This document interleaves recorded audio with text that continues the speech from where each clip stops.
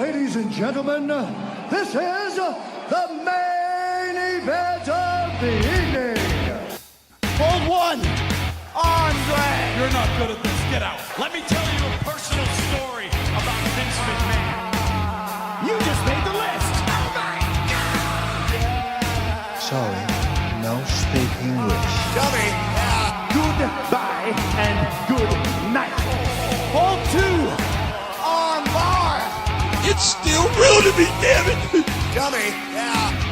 This is the worst town I've ever been in. Hold three, Lamas covers. Three-handle family Gradunzel. Mamma mia!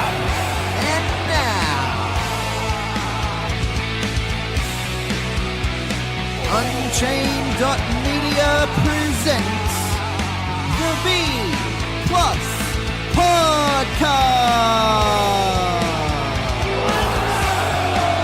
with your host, Greg Unchained. It's me, Austin! It was me all along, Austin! Number 4, Armbar. I will never retire! I still got 200 more. I got 200 more holes to list. All right, fellow B Plus players, welcome to the B Plus Podcast. I'm your host, Greg Unchained. Today is Wednesday. You know what that means. It's time for King of Sportscast. Joining me, as always, for King of Sportscast, BigBoy Mikey. How are you, champ? Oh, mate, very good, very good. Ready for another King of Sports episode, mate.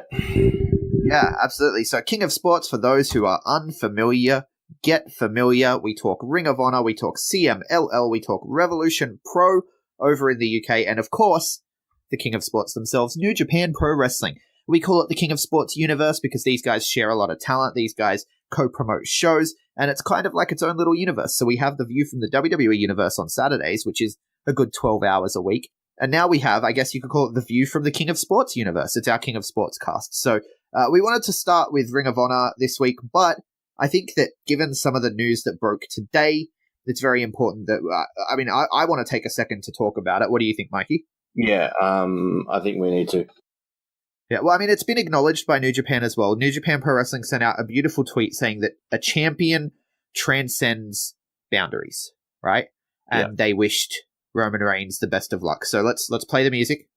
Roman Reigns, the guy with the biggest pecs. Roman Reigns, the guy who has lots of sex. Roman Reigns.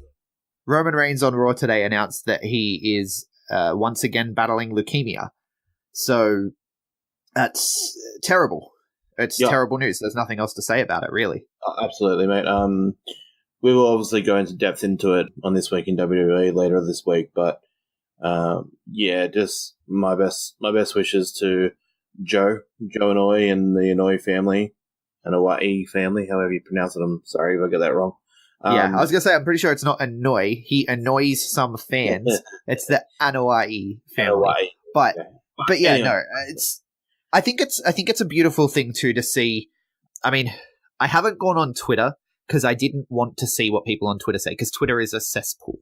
Oh. But I have looked briefly at the various articles posted by like Cage Side and Bleacher Report and stuff where it's like the Twitter world reacts. And of course they're pulling out all the positives. And it's really nice to see people you see a lot of people, even fans, just being like, I'm not necessarily a fan of the character, but this sucks for any human and we wish him the best. And it's nice to see everyone sort of acknowledging that and being like, yeah, look, we boo the shit out of this guy, but no one wants that.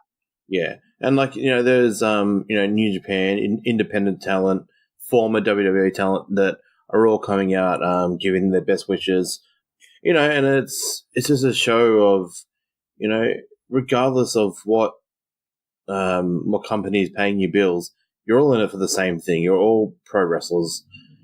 You could be wrestling for 30 years in the same gym. You could be wrestling for 5 years off the footy park in America. It's all the same thing. You're a wrestler. You're part of the wrestling community. It's just today was really good to see the outpour of support from the entire wrestling world and everything. But yeah, the way that WWE handled it was beautiful. Look,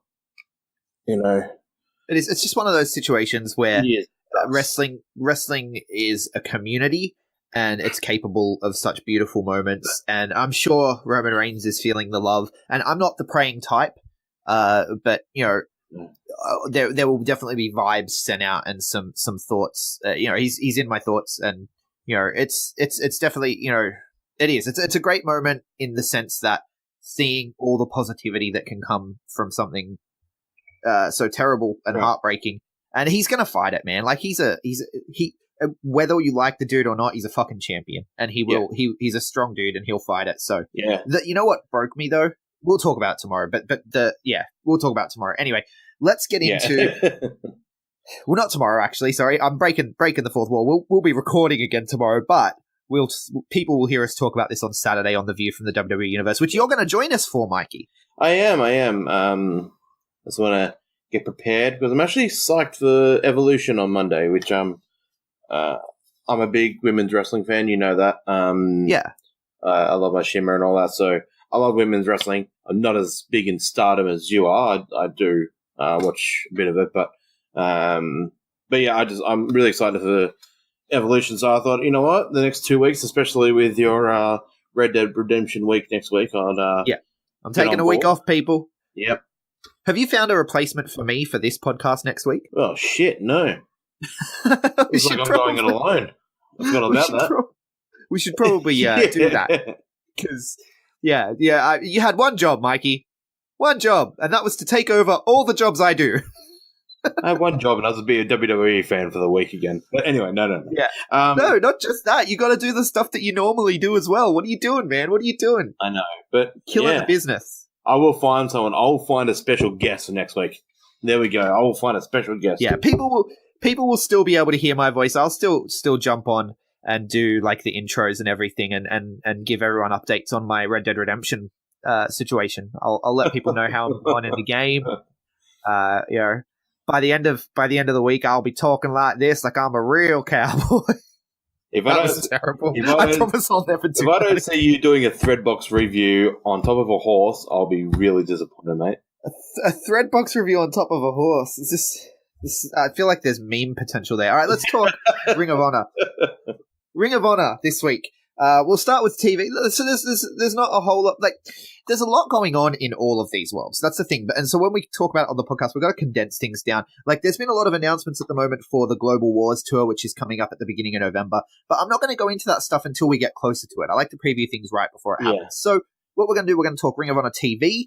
And I was thinking we could talk Jericho Cruise, the Sea of Honor tournament, which is coming up, and we'll talk a couple of other little talking points there. So Ring of Honor TV this week was a fairly good episode, but it felt a little bit directionless. So we started with Coast to Coast opening the show. We were supposed to get Marty Scurll versus Chris Sabin here, but they come out and Coast to Coast say they don't want to wait, and they sounded like heels. This was the weird thing. Okay. I mean, face heel doesn't necessarily matter all that much with Ring of Honor, but they came out like angry, like the company was doing them wrong or something. I'm watching them cut this promo on the way to the ring, and I'm like, who are you angry at? Yeah. Who hurt you? But anyway, so they come out and they say they don't want to wait. They're undefeated in 2018, and they want this match to start right now. So out come the Briscoes, and we get the Briscoes versus Coast to Coast for the tag team titles. Briscoes get the win in the end. It was a really, really good match. Coast to Coast are a fantastic tag team. They ended up hitting the Coast to Coast, and they could have won the match, but they didn't go for the cover immediately because they wanted to hit an extra 450. And that cost them, ultimately, because it gave Jay the time to recover on the outside, slide in, and break up the pin. And then they go for a double superplex on Jay, but Mark breaks it up, and they hit the Doomsday device after sending one of the Coast to Coast guys to the outside. And the Briscoes pick up the win and retain their tag team titles. Right, okay. I thought that this could have done better on pay-per-view. Because, I mean, Coast to Coast, like they said, they're undefeated in 2018. And then you just give them their first loss on a random episode of TV. It just didn't sit right with me. No, I don't like things given away on TV. Like, that's one reason why I get a little bit frustrated with WWE, or very frustrated. I hate things getting given away on TV as either a preview or, you know, like the Raw after Super SmackDown, we got the same Super Showdown. We got the exact same match that we had there, and it's just like, I hate that. But yeah, same thing there. If you're going to have a good spot like that, if you're going to get a team to lose their first match, have it be on pay-per-view. Yeah, I think so. I think so for sure. Then we get Jay Lethal cutting a promo about Matt Taven, saying, Matt Taven has a problem with me. He's walking around with a fake world title, and I'm going to do like my mama did. You got a problem, I'm going to solve it. Right? So, he's going to solve the Matt Taven problem, supposedly. And then we get Jeff Cobb versus Punishment Martinez for the Ring of Honor Television Championship. Now, we all knew how this was going to turn out because we've seen the spoiler alerts. This was a really quick match. That's the thing I wasn't expecting. This match took like a whole 2 minutes. All right. I don't have the actual official time, but it felt like 2 minutes. Punishment tried to use his power game. He couldn't whip Jeff Cobb. He couldn't lift Jeff Cobb, and Cobb was just dominant, just beat him in dominant fashion. It made Punishment Martinez look incredibly weak on his way out of the company. And I guess Jeff Cobb is the new Ring of Honor Television Champion in his debut match. Yeah, I like that. Was it his debut or was it his television debut? I'm confused. Yeah, television debut. Yeah, so his first time on Ring of Honor TV in a match, not interfering. Yeah. And he won the championship. That's awesome, man. I'm happy with Cobb. Good on Punishment Martinez. He's had a fast rise to the top. They've been around for a few years. Good luck to him at NXT. I hope he doesn't get lost in the shuffle there. I think he's got a good enough character base for them to use off. Obviously, they just won't call him Punishment Martinez. Yeah, but there's something to work off there. But more excitingly for me, I think Martinez will. I think Martinez will thrive in NXT. But here's the thing that I have about this. I have a note here about the Jeff Cobb situation in Ring of Honor. So he's made his debut here we called him the Bracket Buster, right? Yeah. He was coming out and interfering in all of the top prospect tournament matches, and it ultimately ruined the entire tournament and declared himself the top prospect. Yeah, which is a pretty cool story. Yeah, I like it. Yeah, sort of. But is that a face or a heel to you? Oh. No, that is pretty heel. I mean, that's a heel. Like, we don't need a tournament. I'm the top prospect. We don't need to have matches. I'm the top prospect. I'm just going to beat the shit out of everyone. That's a heel. Yeah, it is. And Ian Riccoboni is he's the face. Yeah. As an announcer, he's the face. Like, if you have Caprice Coleman cheering on Jeff Cobb, absolutely. But Ian Riccoboni is just all super excited. Like, Jeff Cobb is here. This is Jeff Cobb's debut. What an amazing get for Ring of Honor, Jeff Cobb, which is all true. It's amazing that Jeff Cobb is in Ring of Honor. It is great for the company. But look at the way he's acting. You, Ian Riccoboni, cannot get on your high horse about the things Bully Ray does, which I get on my high horse too, because Bully Ray is a gobshite.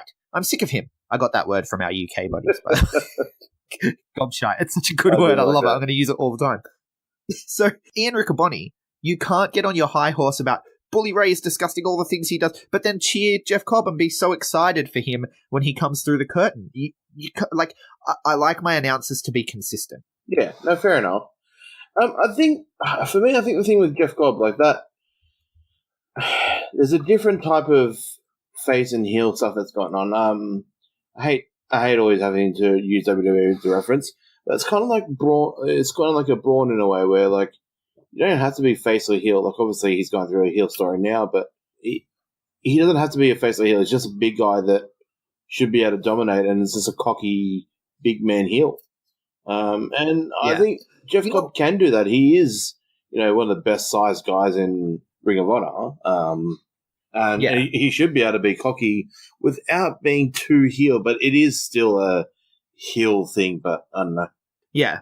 You know what I think? I think we need to introduce a new show and do WrestleDebates. We'll get two people on one side, two people on the other, and we'll have a debate. And I think the first one could be, does the face-heel distinction matter in 2018? Cool. I'm ready for that. Because I think, what side would you be on? Would you be on it doesn't matter or it does? No, not.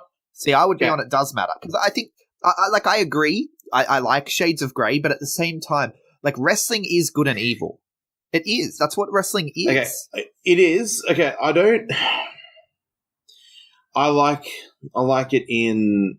I know it sounds picky and it sounds silly, but I don't mind it at a local, like not a local level, at an Australian level. I love seeing the good versus evil thing at PWA. I'll be honest, but so like New Japan, for example, you know, all the different level of heel stables. Like if you're we've talked about it a lot. If you're BC versus say Suzuki Gun. You know, you're both heels, but if you're if you're LIJ against BC Elite, Chaos are heel. But if Chaos are against Suzuki Gun are heel. You know, so no, I know we've talked about it a few times, but yeah, I guess I think we'll have to do that episode. I think we can do a bonus episode because I think it's an important discussion to have whether this actually matters at all. Then we get to Neil Dashwood come out, and she's in a sling, and she gets on the mic. People will remember, of course, she was attacked at Death Before Dishonor after her match. So she gets out and she gets on the mic, and she says people are asking her how she is, and the truth is she's not good. She has an autoimmune disease, and that she's been dealing with her whole life. She says that on top of that, she's been fighting through a shoulder injury, and she's terrified of not being able to do what she loves. This promo was absolute fire. But she says after her title match at Death Before Dishonor, she got attacked from behind, and now she's pissed off because whoever did it took the choice away from her. She's been forced on the sidelines. She needs to get a surgery, and now she has plenty of time to think about all the things she's going to do to the person who did this to her. And she said that imagine how good she's going to be when she comes back, because at Death Before Dishonor, when she almost won the championship, she was at less than 50%. And when she comes back, she's going to be at 100% and gunning for whoever did this to her. And I thought it was an amazing promo. I mean, we're biased when it comes to, to Neil Dashwood. We'll come out and say it straight up. But this was a fantastic promo. No, I like that.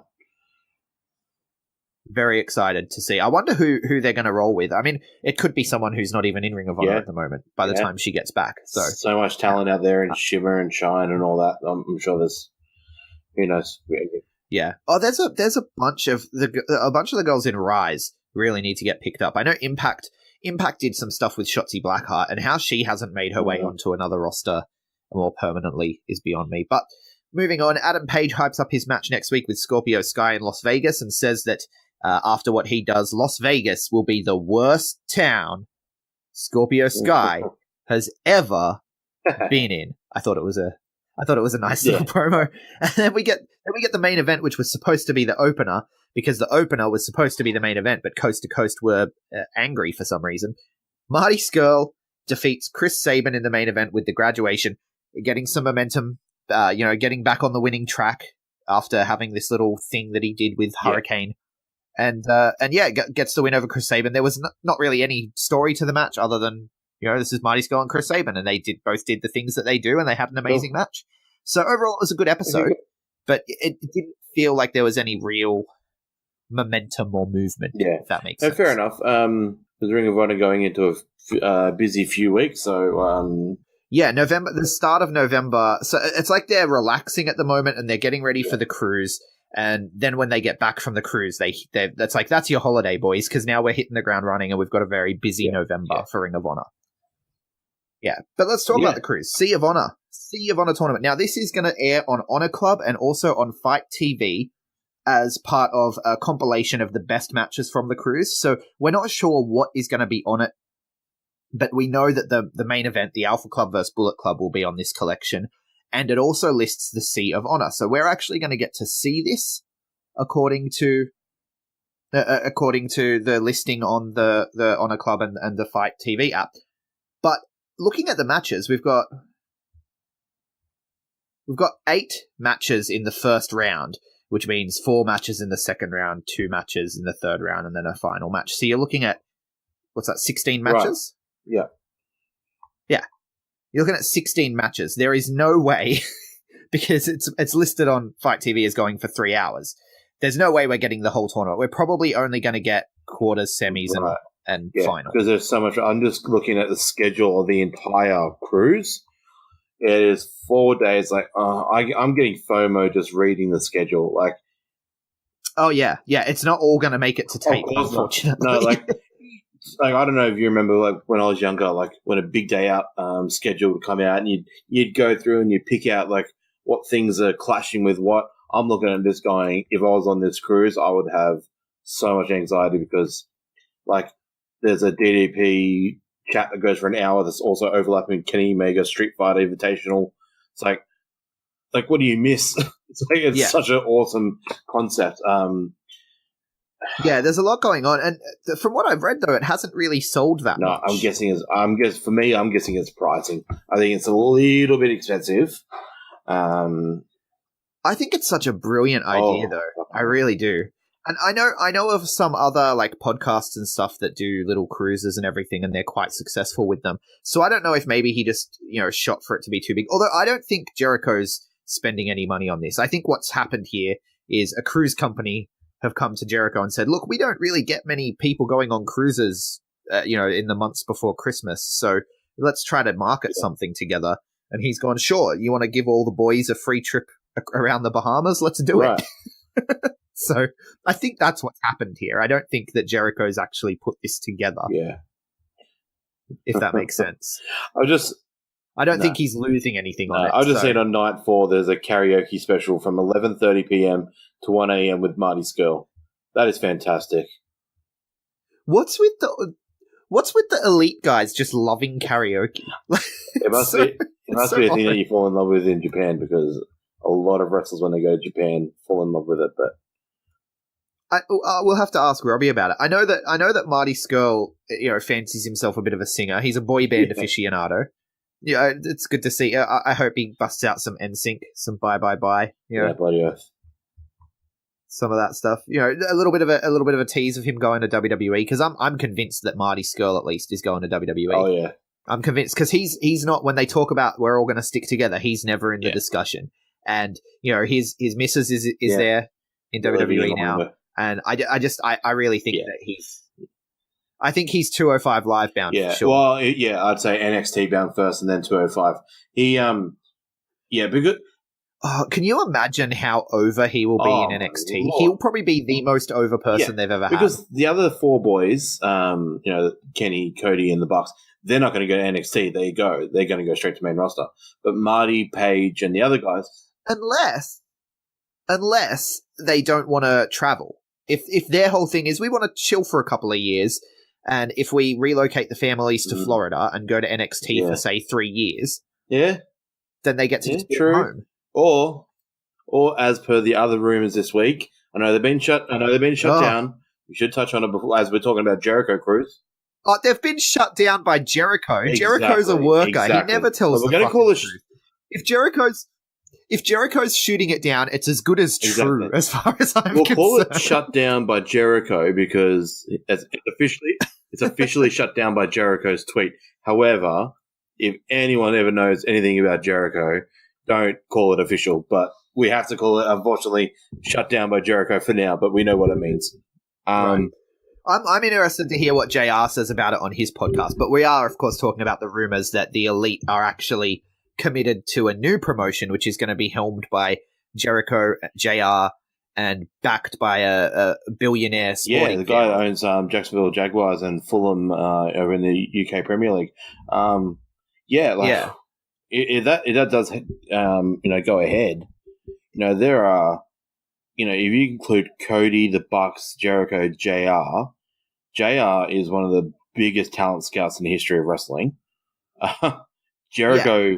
And apparently he's talking to people from WWE while Jericho is talking to people from New Japan. So who knows what could happen. And JR's been talking about it on his podcast for ages. Like, what if there's someone else on the horizon that we don't even know about? That might be where the Elite are going. And so we've talked about this before. I've said, what if someone does start something new and that's where they're going to go? And I think it's looking like that makes sense to me. And this Rock and Rager that we're about to run down the tournament, I reckon both have kind of gone into Jericho and both Cody and the Bucks' head and gone like, hey, we can do this.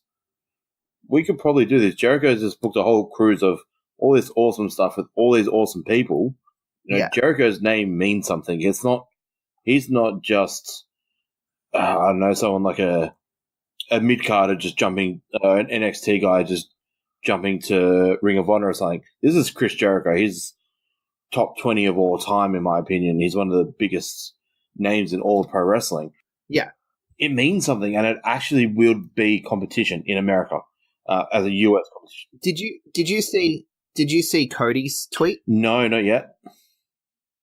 Look, okay, we had this on the agenda for later, but I'm just going to bring it up now because we're talking about this new promotion and all this speculation around the Elite and all that sort of stuff. Before we get into the Wrestling Rager at Sea, let's talk about it. Cody just dropped the NWA World Heavyweight Championship at NWA 70. Right, which brings up all these questions of, are they going to leave New Japan? Are they going to leave Ring of Honor? If he's dropping this title, are they going to all drop their titles? Because the Bucks have obviously dropped their tag team title as well. So, is this the start of a process for them to get ready to go to WWE or whatever else is next? So Cody posted this to Instagram, and he's talking about, it's never pleasant to lose a match, not to mention losing a title, but last night in Nashville, it was the largest gross in Fairgrounds history, and he goes on for a while, and then he says, he's thanking everyone who attended, everyone who watched it on Fight, and then he says, as I begin a transition to a new role in pro wrestling, I hope all the fans who've discovered the NWA recently stay on board and continue to watch the likes of Nick Aldis, Avalon, Willie Mack, Jazz, and many more. As I continue my remaining dates with the good folks at Ring of Honor, I'd like to thank them and the NWA for allowing me to cross imaginary lines and give the fans something special. Yeah. Cody Rhodes. Did you hear the key part there? Yeah. As I begin a transition to a new role in pro wrestling. What does that mean? Because I've become one of those people with the freaking pin board in my office, and I'm connecting tweets to posts to companies. Because What's going there's on? nothing in WWE to be a new role for Cody. So, yeah. Well, unless he's taking his dad's spot and he's going to run promo classes at the Performance Center. I don't know. I don't think so. But, I mean, is he going to be a producer on this new thing and not just a wrestler? I don't know. Is he going to hang up the boots? Oh, I hope not. Is he going to be Stardust again? Because he teased that on being the Elite this week. Please no. I love Stardust. I did too for a while. But anyway, I don't know, man. This is all getting me excited. This window from now until mid-January, actually from now until Royal Rumble, it's just, I love this era because it's when contracts are ending. It's when big things like Global Wars, Wrestle Kingdoms, Royal Rumbles, obviously at the end there. All these things happen around that same time, and it does get the fans talking about what if this happens, what if this starts, like what does it mean for Madison Square Garden on WrestleMania weekend? Like what is all this? So I don't know. Well, I think that we're going to have a big podcast in the holiday season. People can look forward to this. I'm announcing it now as I think of it off the top of my head. Let's do a podcast where we literally just spend an entire hour or so speculating on what's going to happen to the Elite guys on New Year's Day. And we'll release it on New Year's Eve. And then the day after New Year's Day, we can be like, well, we were wrong. We'll do it as a debate. We'll do that debate thing. We'll do it as a debate. Yeah, we'll see. We'll put something together, people. We're literally making this up as we go. But we're going to do something to speculate about the Elite, because it can literally be its own show. We could sit here and talk about this forever because there are so many little bits and pieces that go into it. So we'll have to prepare for that, I think. Let's break down the Sea of Honor tournament, bringing it back, rewinding to where we were. That was a hell of a tangent. So the first round, we've got Dalton Castle versus Matt Taven. Christopher Daniels versus Delirious. Marty Scurll. Yeah, well, I mean, he's there to eat a pin in the first round. He's just there for a free holiday. Marty Scurll versus Rhett Titus. There's another pin eater there. Marty Scurll's obviously going forward there. The Dalton Castle Matt Taven one, that could go either way. Yeah, and so is the next one. Yeah, then we got Silas Young and Flip Gordon. That could go either way as well. Yeah, exactly. Yeah. Mark Briscoe, Will Ferrara. Obviously, Briscoe's going to win that one. Oh, yeah. Adam Page and Kazarian. Adam Page will take that one out. Oh, I'm not confident about that. You're not confident that Adam Page will beat Frankie Kazarian in one-on-one competition? no, because people forget how fucking good Kazarian is as a one-on-one competitor. Yeah, and you forget how high Ring of Honor are on Adam Page. He's like their next guy. Yeah, but Kazarian's a legend. No, okay, I get it. I know Page is going through, but yeah, Kazarian I think so. Kazarian isn't a pin eater. This will be a great round one match. An amazing match, yeah. Yeah. And then, he's no Rhett Titus. No. And then Cheeseburger. Look, Rhett Titus isn't bad either. But anyway, Cheeseburger and Beer City Bruiser, that's an interesting one that could go either way. Probably you'll get Cheeseburger in there to be the underdog in the next match. So Jay Briscoe and Kenny King are the last first round match. And honestly, that one could go either way as well at the moment with Kenny King's new attitude. Yeah. I say they go with both Briscoe. Yeah. I reckon you get a Briscoe final on that bracket. But what, Mark Briscoe versus Jay Briscoe? Oh yeah, I'd love to see that. Yeah, because they are at very opposite ends of that bracket. That would be amazing to see those two go at it in international waters where there are no rules. Yeah. So I wonder if they're going to do that. If they're going to they should make every match on this tournament no DQ because you're in international waters, so you can't have rules. Yeah. Okay. I'm not going to break down all the we don't have to give our results. But let's say who we think will make the finals. Okay, from bracket. From side one, I'm going to say it's a Marty versus Christopher Daniels final on that side, and I think you get Marty and Flip in the next round. Daniels, I'm going to say Daniels Castle. So I'm going to go with Daniels versus Marty Skrull, and I'm going to change my mind on the other side. I'm going to go with Adam Page versus Jay Briscoe on that side. See, I'm calling it. I'm calling it on the left side of the bracket. I'm calling Matt Taven versus Marty Skrull in the final. Okay. With Matt Taven going through because I am a Matt Taven mark and I am proud of it. On the other side, I am going with Adam Page and Jay Briscoe also. Okay. Actually, I'm going to change it and go with Marty Skrull and then Marty Skrull and Adam Page in the final. Bullet Club versus Bullet Club. Maybe Adam Page accidentally kills the villain at sea. Imagine that. Can you imagine? We're going to get some interesting being the elite stuff on this cruise for sure. Can you imagine? Anyway, all right, but I'm going to go with Marty and Jay Briscoe in the final, and I think Marty wins. That's a good final. Yeah. So I think that the Sea of Honor, like anyone who's not thinking of getting onto Honor Club to watch this, you're missing out because it looks amazing. Oh, big time. And then that's not even to mention, I don't think we're going to get to see the Impact versus Ring of Honor matches, but those are on there as well. I think you're getting. I haven't got it in front of me, but I know that Sami Callihan is. I think he's taking on Marty Skrull as well. I think Marty so, Skrull's busy. Yes. Marty Skrull's real busy on this cruise. He's doing a lot of stuff. Not least grueling of which, of course, is the karaoke. So then we have Survival of the Fittest. We talked about Survival of the Fittest last week, so this is the last thing I want to talk about with Ring of Honor. We've taken up half the show with just Ring of Honor. I apologize, Mikey. That's right. Survival of the Fittest, we talked about last week. The final lineup for competitors has been announced, so we're looking at Andrew Everett, Flip Gordon, Jonathan Gresham, Marty Skrull, Tracy Williams, Colin Delaney, and PJ Black. They were all the ones that we'd mentioned last week. Yep. Added to that list now are Adam Page. Yep. Beer City Bruiser. Two people that you're familiar with and I'm not, Stuka Jr. and Guerrero Maya Jr.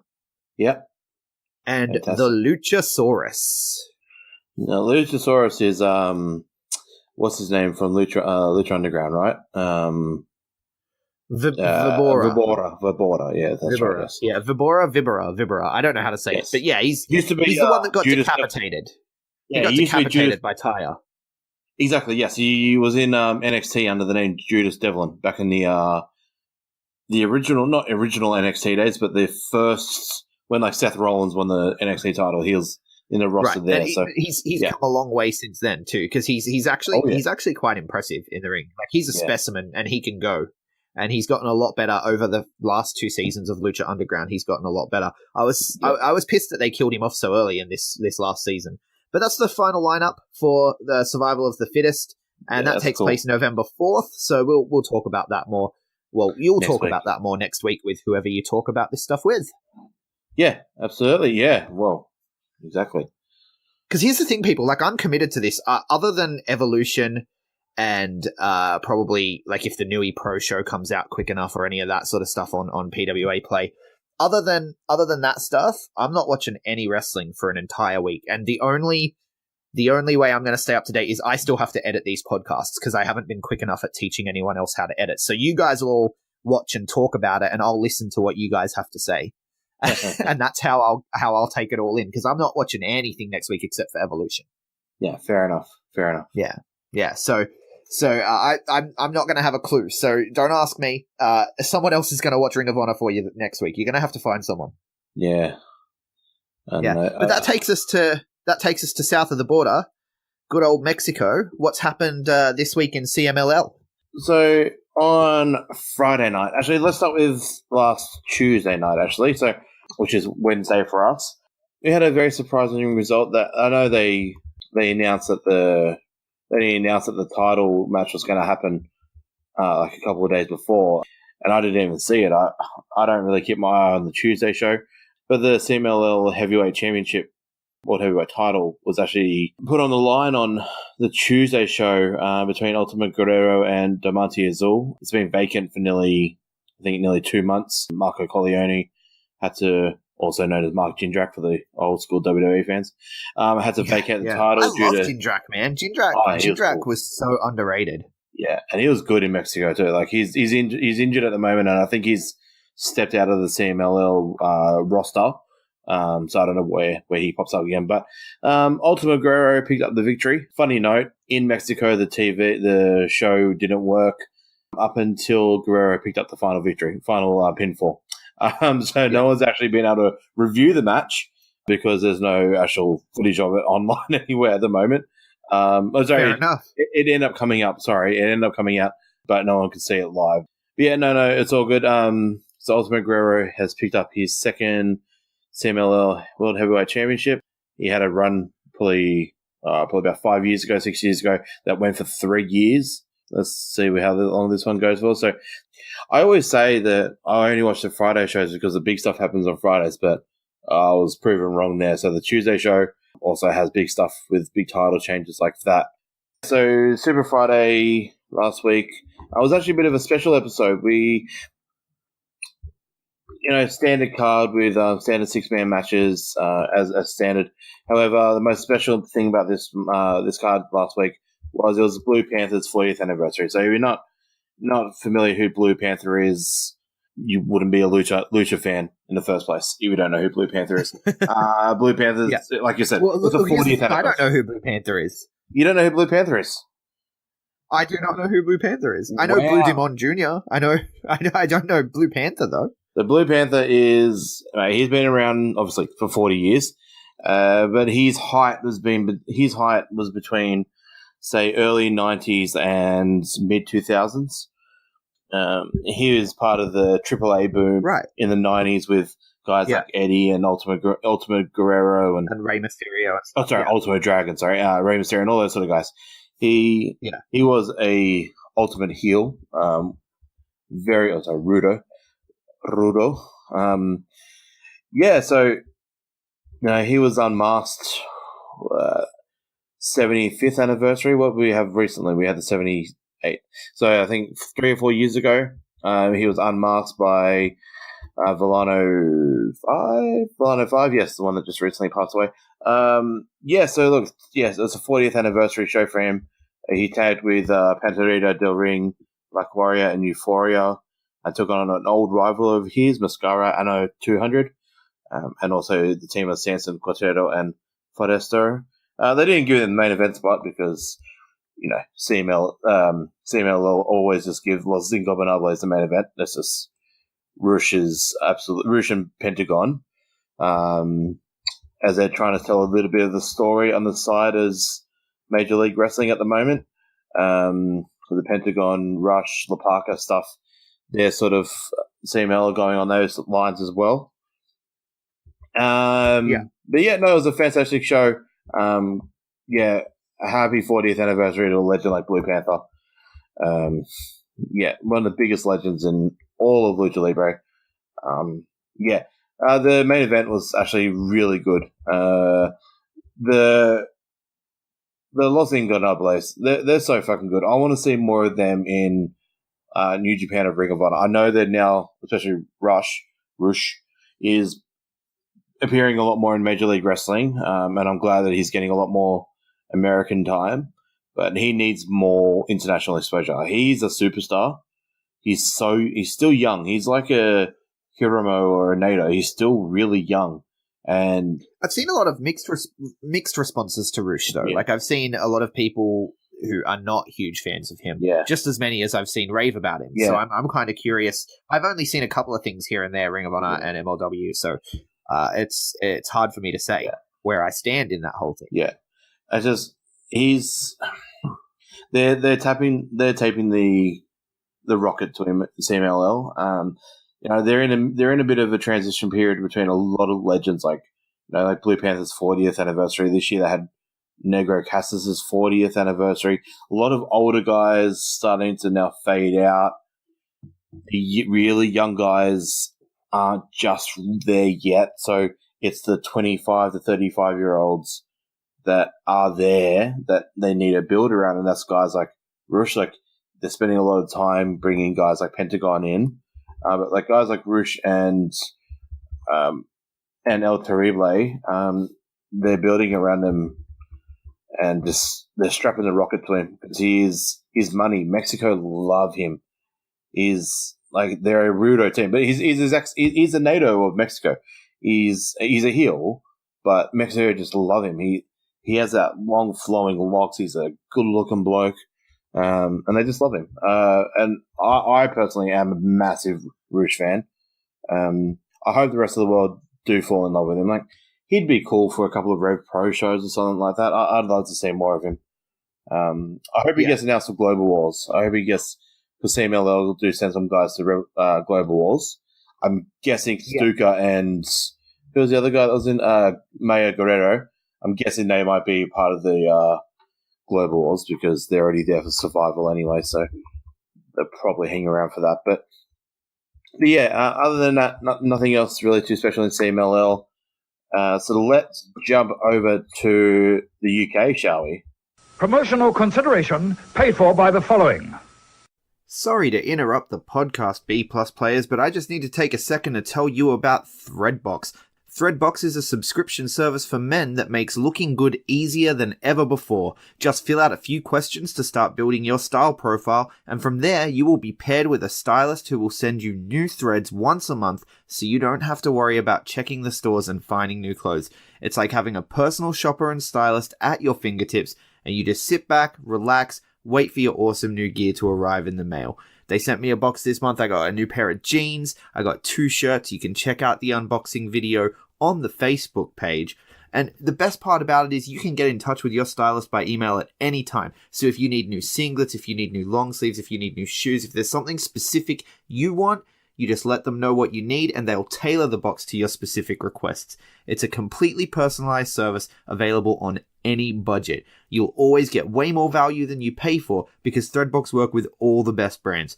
Boxes start from just $40, and if you use our code, the B+15 at checkout today, you're going to get 15% off your first box. So what are you waiting for, man? Like, if you want to look better with less effort, head to threadbox.com.au and use the code the B+15 to get your box today. Yeah, well, there's not much going on in RevPro at the moment. We've got a couple of match announcements and what have you, but there's not really a huge amount to talk about with RevPro. I guess the big one is the RPW British Heavyweight title match. Right. So, yeah, like you said, there's not much to talk about because the last week there has been no RevPro shows.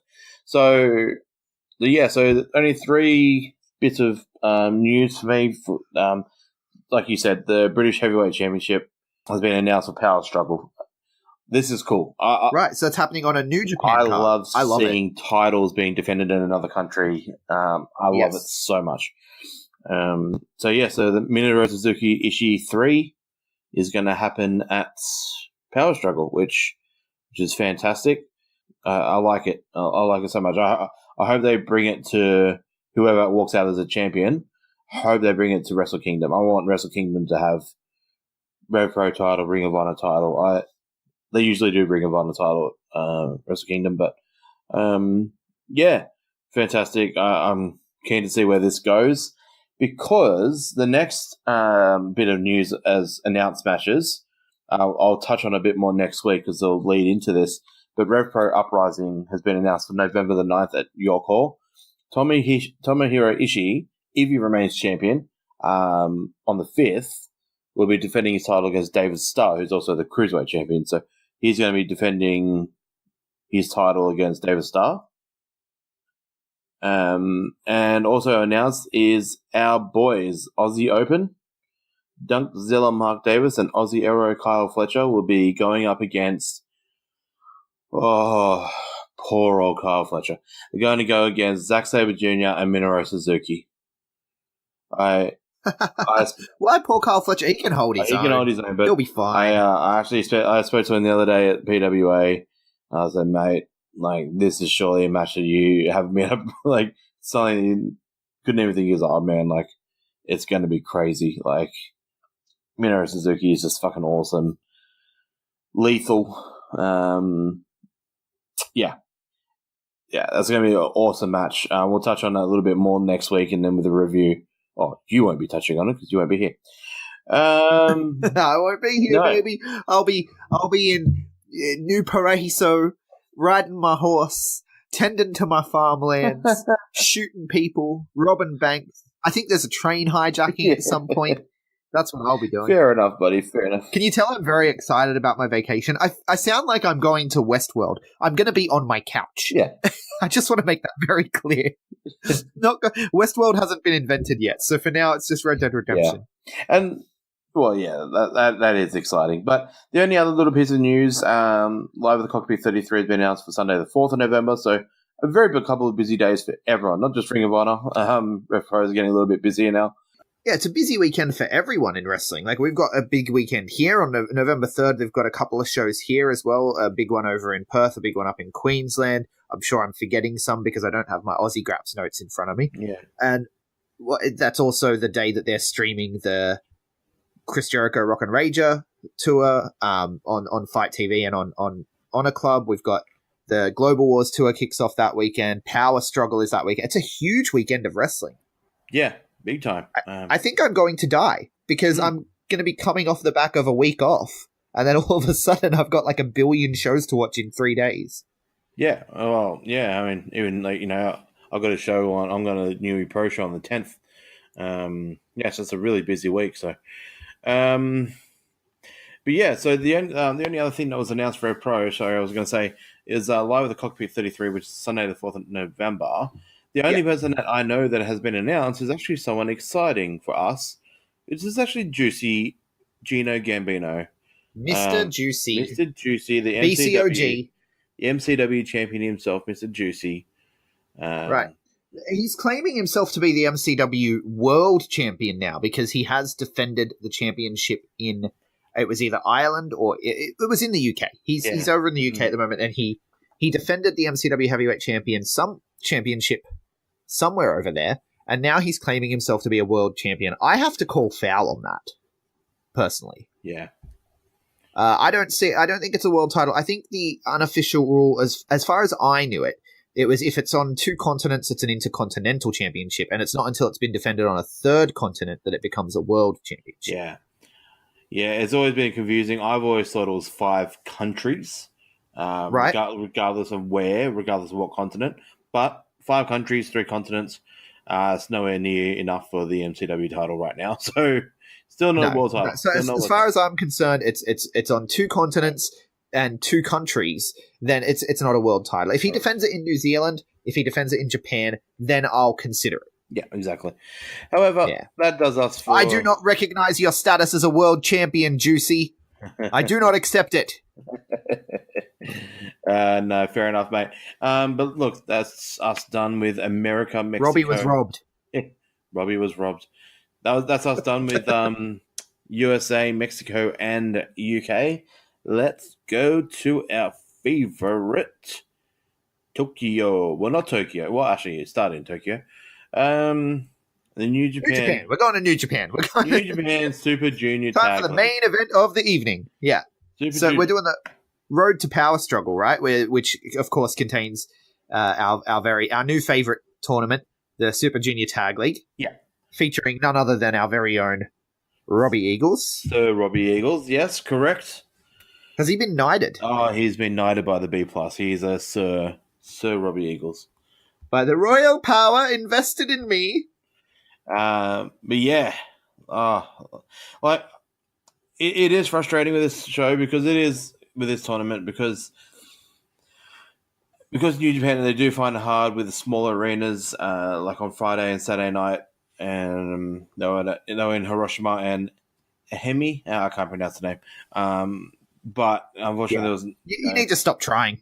I know. I'll get there one day, but yeah. Look, let's just run down the results of the actual the Super Junior Tag League matches because.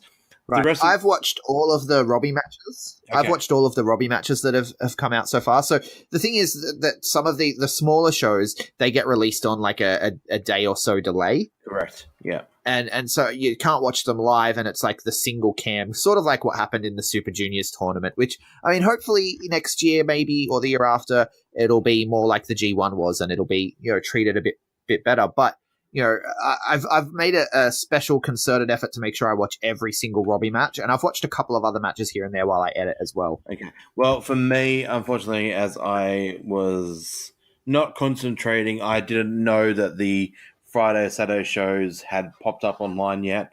So you haven't seen the third Robbie match yet? I have not seen the third Robbie match, unfortunately. I have not seen anything from last Wednesday. I know. But I do know the results. I know where we're at. So let's run through it because the rest of the Road to cards are just power struggle storylines, missing a few people like Will Ospreay and that due to injury. But so the most important part is the Junior Tag League part. So let's start with the other matches. They don't get aired either, so there's not really anything. We don't have to talk about that. We just talk about the tag league itself. So let's go back to Tuesday night because yes, we did do the live match. Recording of the Robbie and Taiji versus the Legends, Tiger and Liga. But we didn't touch on the other results. So let's start with round one. So we had Bullet Club defeating the Legends. I'm calling them the Legends. That's just how it is.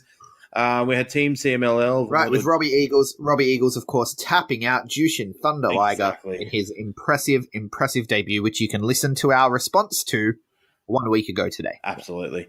We had Team CMLL, which is Volador Jr. and Soberano Jr., defeating the team of ACH and Taguchi. Then we had Suzuki-gun, El Desperado, and Yoshinobu Kanemaru, defeating Kushida and Saban. Then we had LIJ, which is Shingo I can't pronounce it properly. Shingo Takagi. Takagi, there we go. And Bushi defeating Roppongi 3K / Chaos in Sho and Yo.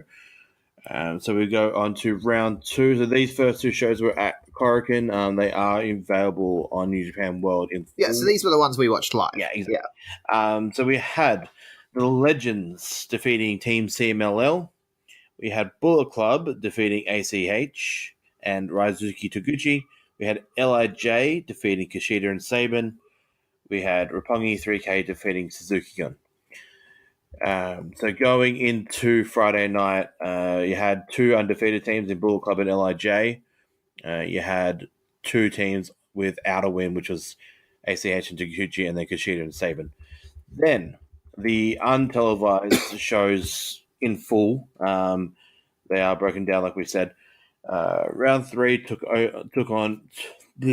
Round three was done over 2 nights, Friday and Saturday. Friday, we had the Legends defeating LIJ, and we also had ACH and Taguchi defeating Suzuki-gun, which is a bit of an upset for me. Saban and Kushida defeating CMLL on the Saturday night, and Roppongi 3K defeating Bullet Club on the Saturday night as well, which is Robbie Eagles' first official loss under the New Japan banner.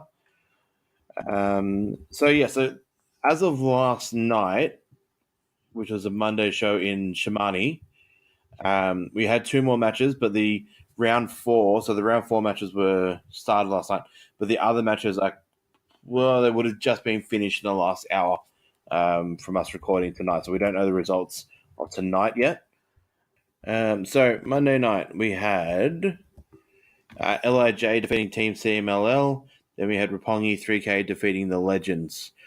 So what were the results of tonight's matches?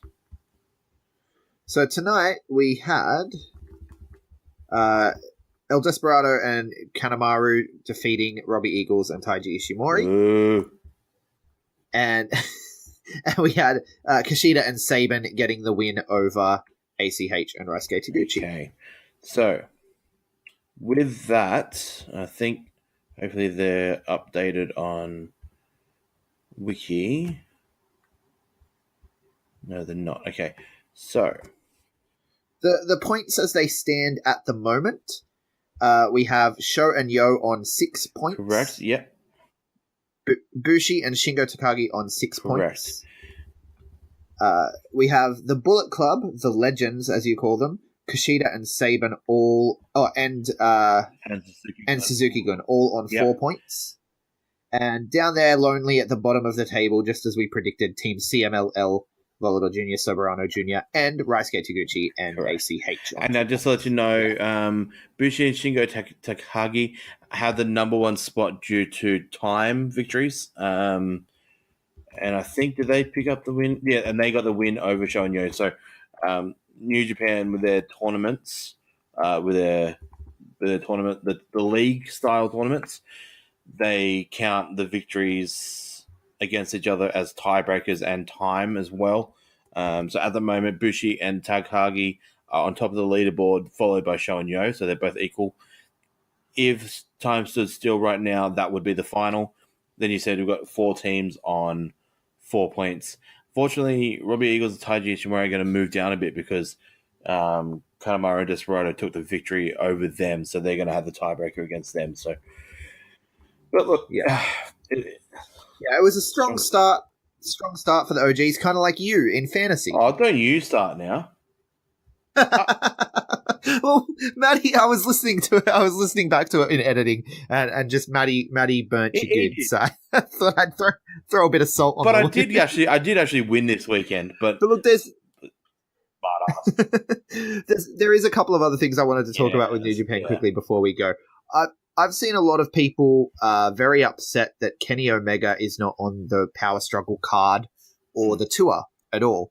And they're doing the whole, he's the champion, he should be there, he's the face of the company. And he's over in, he was shooting an angle with Don Callis for the tour, for the cruise. Right. Yeah. Did you see that? He did an angle at some random Canadian indie. And yeah, I don't know. I can't handle all the complaining, all the negativity. I feel like ever since he became champion, like Kenny Omega was the most popular guy amongst everyone on the internet, and then he became the IWGP champion, and it was like a switch, and everyone just all of a sudden was like, he sells like a cartoon character, and he's never there. Like, what the hell is wrong with these people? Man? IWC, you can't keep them happy, mate. Is it the same people? I can't even tell anymore. And I don't give a shit because until I hear professionals talking about it, fucking. But, yes, professionals like you and I. But, like, seriously, I mean, the card's got Chris Jericho on it. Like, Kenny can't have a night off. Like, he's had a fucking crazy last year. Well, but people are complaining about that too. People are complaining about, I hope Jericho loses to Evil because this is ridiculous. He's had the championship, and the championship means nothing because he's never there. I was like, okay, so what? Are you going to start saying the IWGP championship means nothing because he's never there? It's the same as the debate that was had about the Universal Championship. You know, you don't need it on every show. You don't.